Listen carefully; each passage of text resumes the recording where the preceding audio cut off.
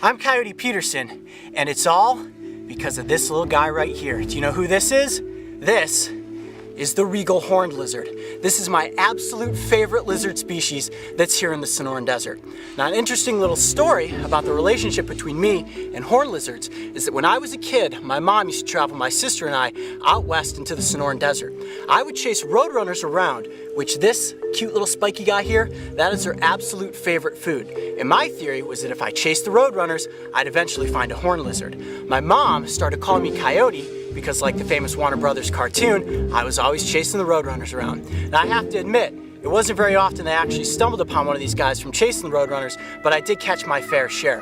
And this is probably one of the safest species that you can come across out here in the Sonoran Desert. And these guys just blend perfectly into the environment. You can kind of see their backs there, real cryptic colors that blend in with all the sand and the rocks.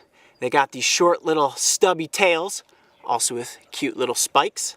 And they're quick, but not so quick that as an 8-year-old I wasn't able to catch them. Here, let me put them down. I'll show you how quick they scurry. Watch this. All right, he's gonna come right towards you. Ready? Look at him go. And see, I would just kind of run around and eventually get one. Now, one of the coolest defense mechanisms of this lizard is the fact that it can squirt blood from its eyes. And what they'll do is push all the blood to the front of their face, and their blood vessels burst right at the corner of the eyes and shoot streams of blood out. Now, if you're a cat or a dog, anything like that running around the desert, you come up and sniff a horned lizard, you're gonna get a mouthful of blood out of the eyes. And it basically says, I don't taste very good. You might as well try to find your meal somewhere else.